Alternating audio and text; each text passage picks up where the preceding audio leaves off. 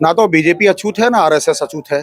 जब बहन जी जब आरएसएस में आरएसएस के लोगों को राखी बांधती थी तब अछूत नहीं थी वो, और बीजेपी के साथ सरकार बना रहे थे तब अछूत नहीं थे वो लोग। इनकी थाली में से जो सुबह दोपहर शाम और रात को भी उठ के खा रहे थे, फिर सवेरे उठते खा रहे थे, उस थाली में से रोटी, जिसके थाली में रोटी नहीं थी उस आदमी की थाली में रोटी रखी है, तो मनुवादी हो गया ये।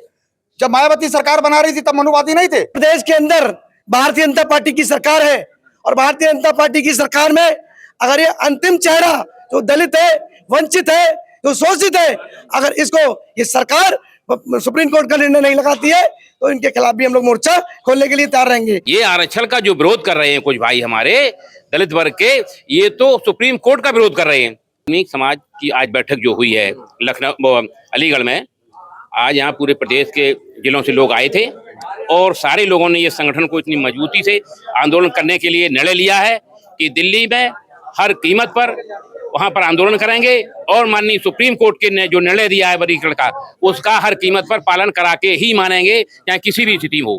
अब ये जनरल कैटेगरी में भी सिलेक्ट हो रहे हैं, ये तो टीना डोबी के भाई बन गए। हम लोग तो अभी तक नाली में ही काम कर रहे हैं, तो क्या बेईमानी कर रहे हैं? आरक्षण में वर्गीकरण को लेकर अलीगढ़ में एक बड़ी कॉल हुई है और भारत में एक बड़े आंदोलन की तैयारी में आज यहाँ पर डीसी-एससी समाज के तमाम लोग यहाँ पर मौजूद हैं और उनसे बात करेंगे कि अलीगढ़ में एक बड़ा फैसला लिया गया है, वो दिल्ली घेरेंगे या फिर लखनऊ को घेरने की तैयारी है। क्योंकि 2006 में राजनाथ सिंह ने एक रिपोर्ट पेश की थी जिसके तहत उन्होंने तमाम वंचित जातियों को आरक्षण देने की बात कही थी, लेकिन वक्त के चलते चलते वो रिपोर्ट और वो तमाम वादे कहीं ना कहीं झुठला दिए गए। अब ऐसे में उत्तर प्रदेश में योगी सरकार है, तो क्या आरक्षण में वर्गीकरण योगी सरकार इन वंचित जातियों के लिए करेगी? ऐसे में तमाम लोग हैं, उनसे जानने की कोशिश करेंगे। जी, क्या नाम है सर आपका? मेरा नाम प्रदीप भंडारी है। मैं अलीगढ़ नगर निगम से सफाई मजदूर संघ पूर्व अध्यक्ष हूँ और वर्तमान में स्थानीय निकाय प्रवक्ता। योगी सरकार की क्या मंशा है? योगी सरकार की जो भी मंशा हो, लेकिन हमारी मंशा तो ये है कि हमें ये वर्गीकरण आरक्षण चाहिए, वाल्मीकि समाज को चाहिए, क्योंकि अब तक जो आरक्षण का लाभ लिया है एक विशेष जाति ने लिया है, जाटव समाज ने। हम लोगों को आरक्षण का लाभ कहीं नहीं मिला। जो न्यायालय ने आदेश पारित, न्यायालय ने कहा है उसका हम सम्मान करते हैं, स्वागत करते हैं और ये वाकई सही बात कही है। सबसे वंचित चेहरा हम लोग हैं, हमको आरक्षण का लाभ मिलना चाहिए।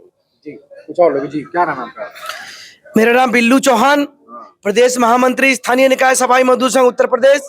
आज जो कार्यक्रम किया गया है ये वाल्मीकि वंचित अधिकार प्रदेश सम्मेलन है, जिसमें समस्त उत्तर प्रदेश के जनपदों से नगर पालिका, नगर पंचायत, नगर निगमों के लोग यहाँ उपस्थित हुए हैं। सबने जो अनुसूचित जाति का आरक्षण में माननीय सर्वोच्च न्यायालय के द्वारा जो निर्णय दिया है, जिसमें उपवर्गीकरण को जो लागू किया है, उसको हम लोग धरातल पर लेकर जाएंगे और इसमें एक पूरे प्रदेश की हाईटेक कमेटी को गठित करेंगे और वो कमेटी डेट तय करके लखनऊ में या दिल्ली में धरना प्रदर्शन किया जाए या सरकार से बात की जाए।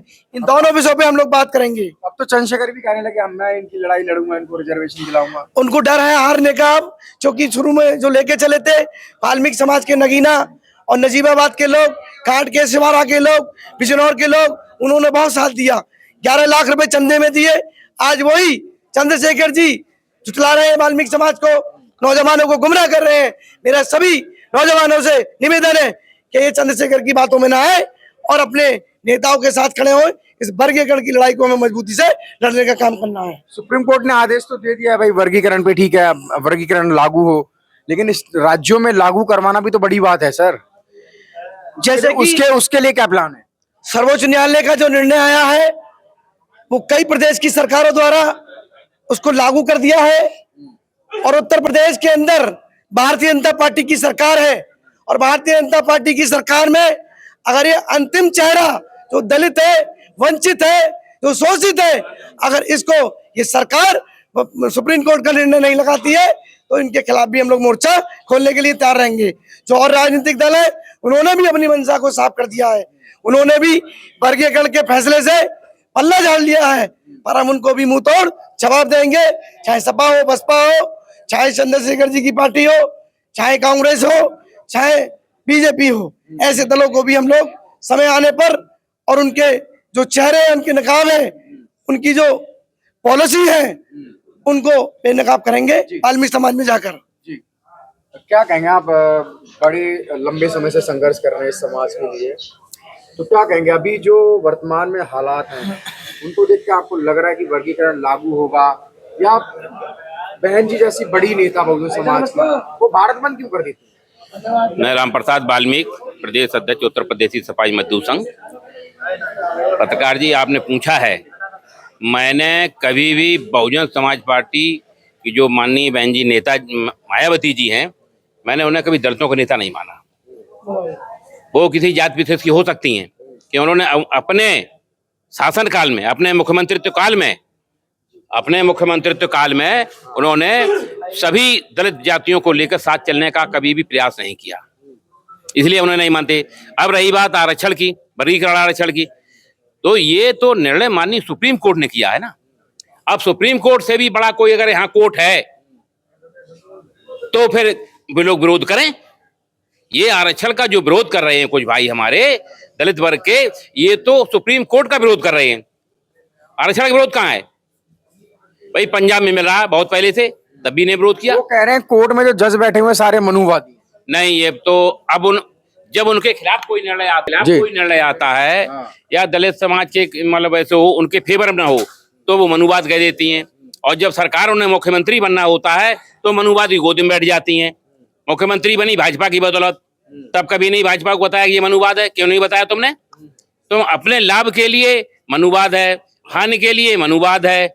लेकिन ये वाल्मीकि समाज की आज बैठक जो हुई है लखनऊ अलीगढ़ में, आज यहाँ पूरे प्रदेश के जिलों से लोग आए थे और सारे लोगों ने ये संगठन को इतनी मजबूती से आंदोलन करने के लिए निर्णय लिया है कि दिल्ली में हर कीमत पर वहां पर आंदोलन करेंगे और माननीय सुप्रीम कोर्ट के ने जो निर्णय दिया है वर्गीकरण का, उसका हर कीमत पर पालन करा के ही मानेंगे, चाहे किसी भी स्थिति में हो। क्या कहना चाहिए सर? सर, ये वर्गीकरण तो हम लेके रहेंगे, चाहे मायावती जी आए या चंद्रशेखर जी आजाद आए, हमें वर्गीकरण लेना है और हर हाल में लेना है। और बताइए सर। सरकार अगर लागू नहीं करती क्या करेंगे? सरकार अगर लागू नहीं करती है तो हम अपने समाज की, ये वाल्मीकि समाज की ओर से हम सभी को ये दर्शाने का प्रयास करेंगे कि अगर जो सरकार अगर हमारे साथ नहीं है तो हम उसके साथ नहीं है, फिर आगे चल करके उसका मुआवजा उसे भुगतना पड़ेगा। ये वाल्मीकि समाज उसी का साथ देगा जो हमारे समाज का हित करेगा, उसी का साथ देने वाली। क्या कहेंगे सर? सर, मैं रवि कुमार वाल्मीकि, स्थानीय का सपा मजदूर संघ का जिला अध्यक्ष अलीगढ़ से। ये इस अधिकार तो हम अपना लेकर रहेंगे वर्गीकरण का। इसके लिए अगर जो कोई दूसरा इसमें अनुच्छेद करेगा, हम उसको मुंह तोड़ जवाब देंगे। इसके लिए हमें चाहे आपको बीजेपी आरएसएस का आदमी बताया जाता है, ये बीजेपी आरएसएस वाले हैं जितने भी वे समर्थन कर रहे हैं इसका।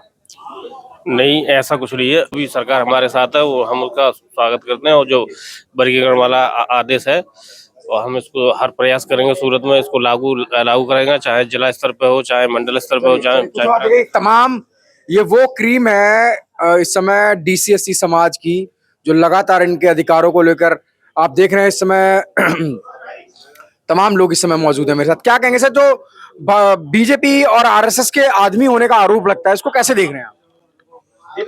ना तो बीजेपी अछूत है ना आरएसएस अछूत है। जब बहन जी जब आरएसएस के लोगों को राखी बांधती थी तब अछूत नहीं थी वो, और बीजेपी के साथ सरकार बना रहे थे तब अछूत नहीं थे वो लोग। क्या बीजेपी इस देश की सत्ताधारी पार्टी नहीं है? क्या ये जो वर्गीकरण का जो रूल है सुप्रीम कोर्ट का, उसको इम्प्लीमेंट कौन करेगा? उसको तो इम्प्लीमेंट करने के लिए बीजेपी को ही आगे आना पड़ेगा ना। बाकी लोग तो विरोध कर रहे हैं, तो हमें बीजेपी का समर्थन करने में क्या दिक्कत है भाई? ये समाज तो बीजेपी के समर्थन से अगर इसको लाभ मिलता है इस चीज के लिए। जब जाटव समाज ने, बहुजन समाज पार्टी ने और आजाद समाज पार्टी के चंद्रशेखर रावण ने बीजेपी के समर्थन से सांसद बन गए, तो क्या हमारे लोगों को समर्थन लेने से और देने से क्या नुकसान हो रहा है भाई? इसके बच्चों को एलडीसी बनेंगे, यूडीसी बनेंगे, सिपाही बनेंगे, डॉक्टर बनेंगे, इंजीनियर बनेंगे, तो क्या नुकसान है? पूरे सर्वांगीण समाज का विकास होगा। जी, कुछ और लोग जी क्या कहना चाहेंगे?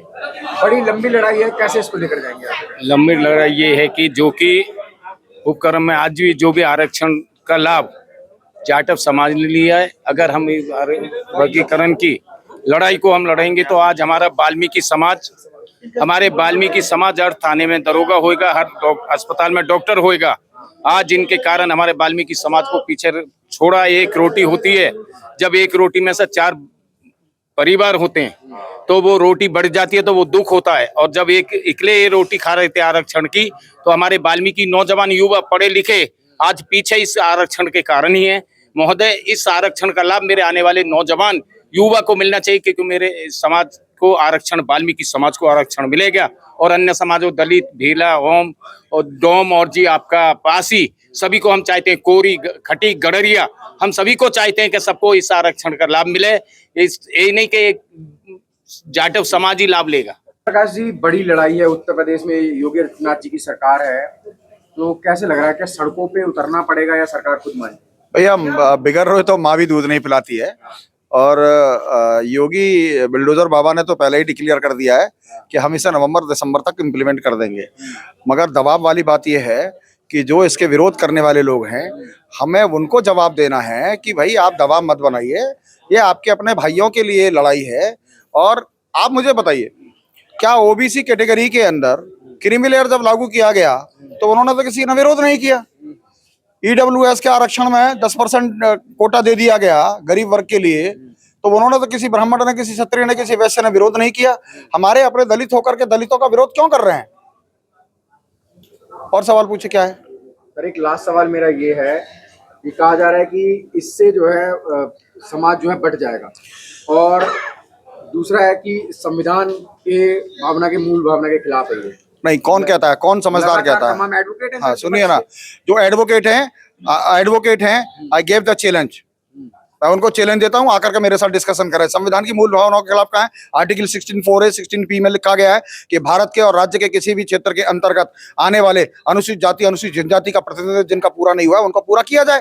तो उसके लिए पूरा किसका नहीं हुआ है? हमारा पूरा नहीं हुआ है ना, तो उसको देने के लिए उन्होंने कहा कि क्षेत्र वाइज के हिसाब से आप कर सकते हैं।